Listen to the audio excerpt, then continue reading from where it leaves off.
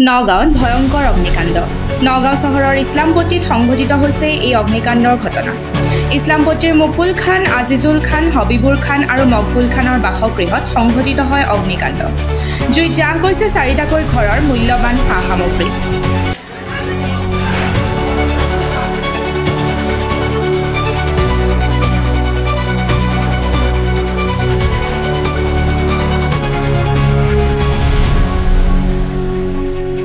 হৈছিল মানে আপোনাৰ ৰাতিপুৱা তেতিয়া 9:30 বাজে। আমাৰ সকলো মানে ভাই ককাই সিহঁতে ঘৰৰ পৰা খাই নিজৰ ডিউটিত ওলাই গ'ল কামত, আৰু মাইকী মানুহ ল'ৰা ছোৱালী লৈ আপোনাৰ স্কুলত গুচি গ'ল, ঘৰত কোনো নাই।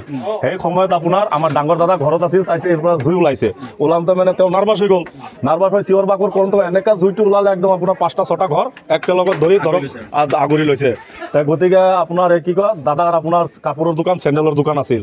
ধৰক না মেক্সিমাম 6-7 লাখ টকা তেওঁৰ ঘৰত নগদি বস্তু আছিল, আৰু আপোনাৰ এইখন ঘৰত 2-2.5 লাখ টকা কেছ আছিল। লগত আমাৰ এইজন দাদাৰ সেইটো 3 নম্বৰ ঘৰত তাৰ মেক্সিমাম 2-2.5 লাখ টকা কেছ আছিল। এনেকৈ মানে ইত্যাদি খালি পিন্ধা কাপোৰখিনি আছে, আৰু ঘৰত আৰু তেওঁৰ মাল আছিল, তেওঁ আকৌ চিলভাৰৰ বিজনেছ কৰে, সেইবিলাক ইত্যাদি সাৰা জ্বলি গ'ল।